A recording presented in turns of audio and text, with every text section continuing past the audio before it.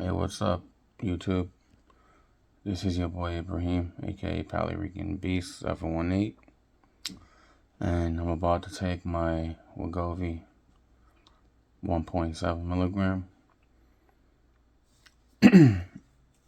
week 16, the last dose, before I start the new dose of 2.5, which is the last dose, the last one, and it's gonna be onwards after from week 17 and up. Well, here it goes. This is the last one I have right now. Oh, wait. Wegovy 1.7, the last dose I have right now. Until I call them back tomorrow, and hopefully I could get it by next week.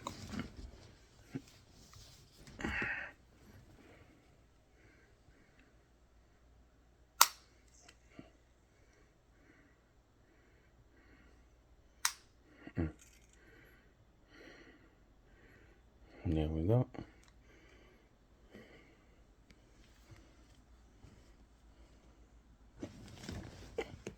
Oh shit. Actually, this one kind of spilled. So, I guess I'm gonna have to call the company because it actually spilled out of my. It actually kind of spilled, so I don't know if anything got inside of me or not. But it shows that, you see, it shows that I did use it,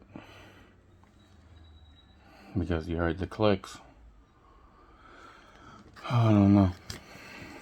All I know is that I've been going through a lot right now, especially with my mom, like I've been telling you guys. So I kind of, supposedly they said I gained, well, supposedly I gained some weight, but the last time I checked, I was 418.4. So I weighed myself yesterday, and I was 424.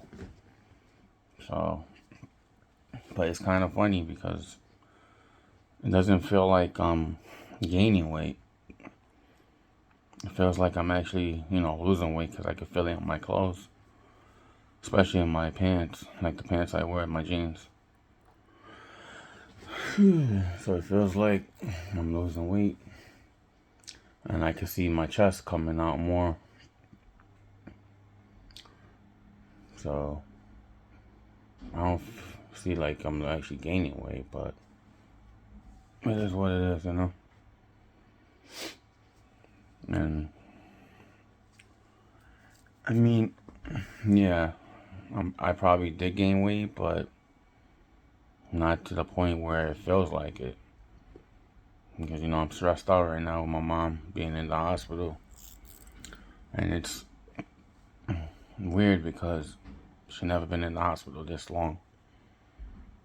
Especially for something that she was in there for. Just like I said, first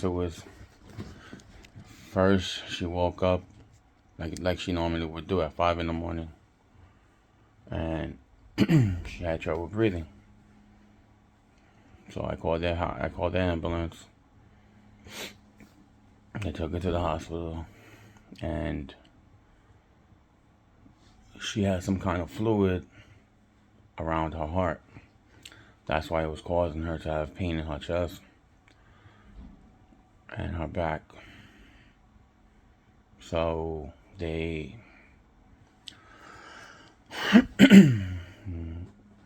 took, they checked the heart, and it shows the fluid around the heart. So they had to do some kind of surgery where they had to put a tube inside her chest bone, the breastbone, I mean. And from there, they would have to drain it out from there to the heart. like around the heart, I mean. And then they did that. So she was in recovery for a few days, 2 days the most. Then she came out. And then here's where everything went downhill. She's diabetic, so supposedly she went to some kind of diabetic ketoacidosis, which is some kind of acid in the in the buildup of the glucose instead of producing the insulin to the that forms the glucose. So it turns into acid, and then it could cause the person to feel fatigue and and weak. So she was like that for a whole week. She was in the ICU. They took her to a different floor, which was the ICU in the 7th floor. And wow. And then she was in that room for like a whole week because she lost her appetite, so she wasn't eating. So that was the main reason that she was, there afterwards. And that was week 2. So then here comes week 3. She's out of the ICU, back into the 2nd floor, which was her room that she was there in the beginning. And since she wasn't walking for a whole week, now she lost mobility in her legs. So now she needs physical therapy to actually just walk. To actually walk now. And then here's another problem. Now her kidneys are messed up. So it's her legs and her kidneys. So now her kidneys are failing her because supposedly they're working too hard for her that she has to be on a catheter now just to use the bathroom to urinate. And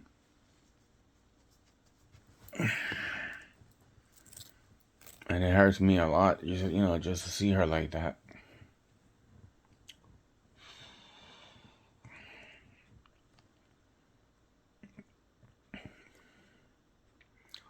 Just to see her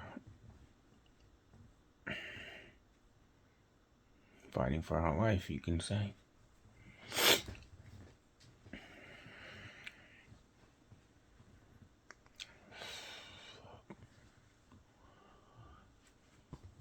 Now it's like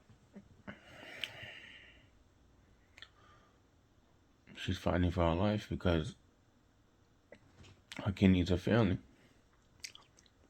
And supposedly that the level she's on is 4.75. And if the levels keep going up to like 5 something or 6 something, then that means they have to put her on dialysis. One doctor, which he's the higher up doctor, was like, they have to put her on dialysis now. And then the other doctor, he's a younger guy named David, he's telling him no, because she's not up to 5 yet or even 6. So let's just wait and see what happens. And just monitor her, everything else. Monitor her kidneys and her heart, whatever. So I was there yesterday. And now they transferred her back to the 7th floor, but this time it's for the kidneys. So she's in a special room now, just for the people to watch them, because it's her kidneys. So now they put her on some kind of steroid that would help her kidneys and her insulin, because now it's not only the insulin that they actually worried about, it's her blood sugar. Because one minute it's high, the next minute it's low, and then it's high and low again. So, so now it's like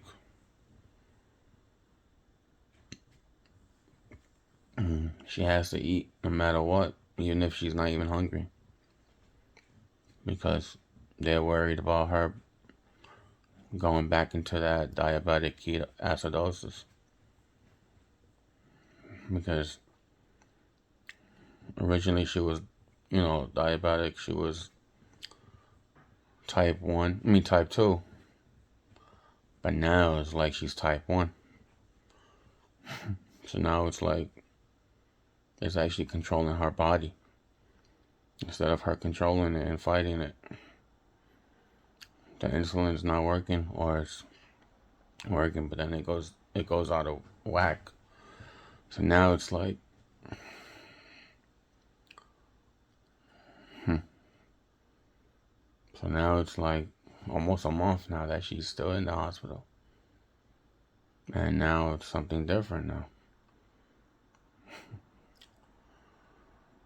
And I never, I mean, it was never this long that she was in the hospital. The only time she ever was, in the hospital for a long time was when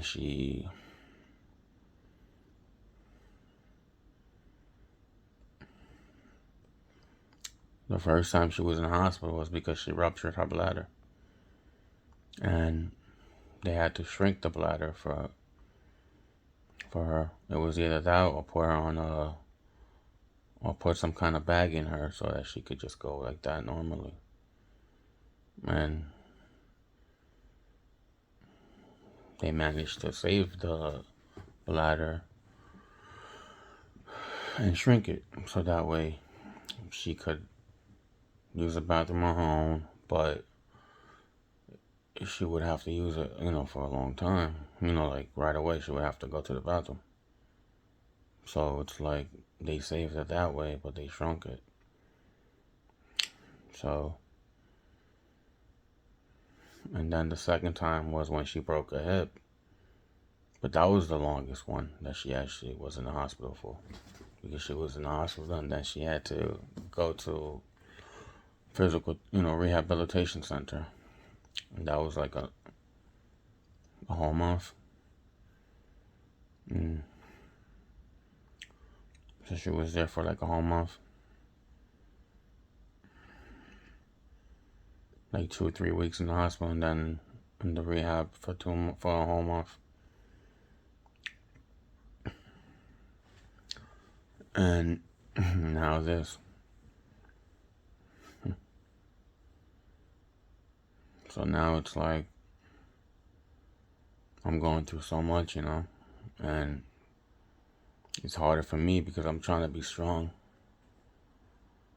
and just be the son that I am.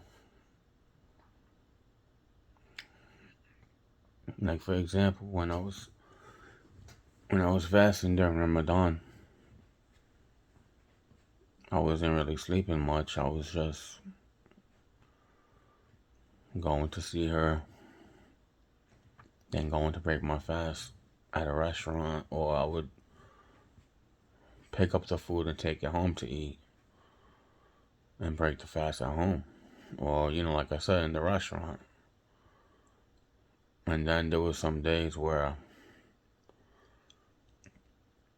I would eat before I start fasting, and then I would stay up sometimes or even try to go to sleep for a few hours. But then I would just wake up and go see her.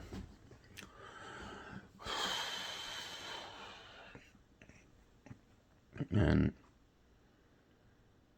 I'm surprised she's still in the hospital this long now, especially. Because now, just to see her like the way she is, it's too much pain for me, And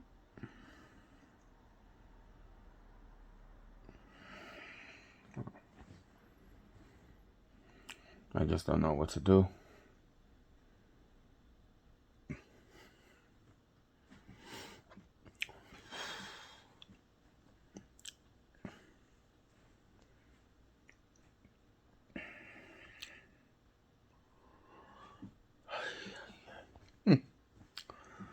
Anyways, I just wanted to post up this video to let you guys know what's going on. And now that Ramadan's over, like I said, I'll probably start going back to the gym, but now it's like I don't know what to do because my mom. And then I gotta come home. Like right now, I'm home. And see, that's my living room right there. It's so empty. It just feels so weird, to be here by myself and not hearing her like move around in her room or even having the TV on, watching the basketball games. She's a diehard Knicks fan, and hopefully they win tonight. Hopefully they win tonight and sweep the Cleveland Cavaliers and go on to the next round. Because I'm rooting for them too.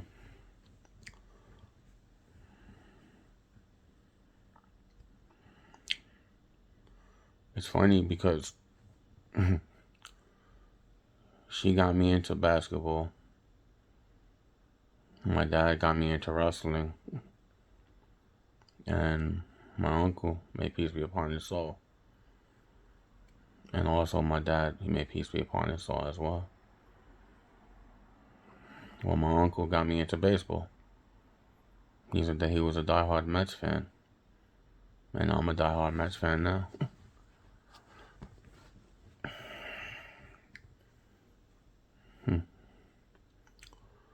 So, sometimes I would watch the games with her, baseball or basketball. Just enjoying the time we have together, watching games together. And now, I'm watching games with her in the hospital. And it's not the same, because she's in the bed. And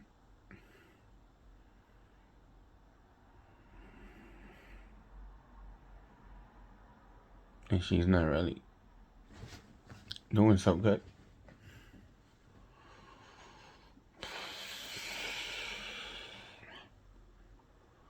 And just to see her that way really breaks my heart. But I somehow manage not to break down in front of her.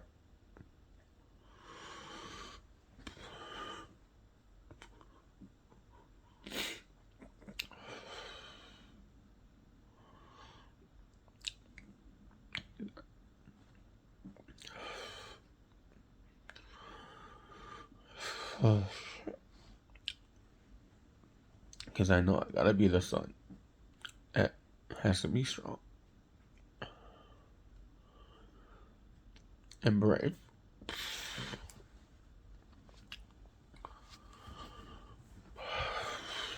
And I just hope she gets better soon.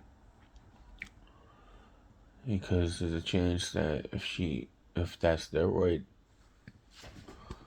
helps her, with her kidney and the insulin, or the glucose, the sugar, that she might not need to be put on dialysis. But then again, you never know.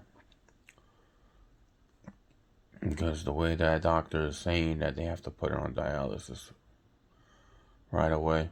So now it's like two doctors are both disagreeing with each other, and then so it really confuses me sometimes. The way they're acting with her, and I just hope inshallah, that she gets better, because I don't know what I would do without her in my life, because she's the only person I really have in my life. It's just me and her. I mean, I have family, but I don't really, we're not really close to them anymore. But that's my mom. She's been there since day one, since I was born. And I don't know what I would do without her in my life.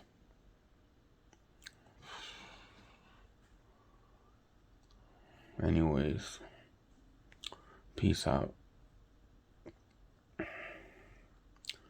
This is your boy Ibrahim, aka Pali Rican Beast 718 on YouTube. Peace out. One love. Be easy.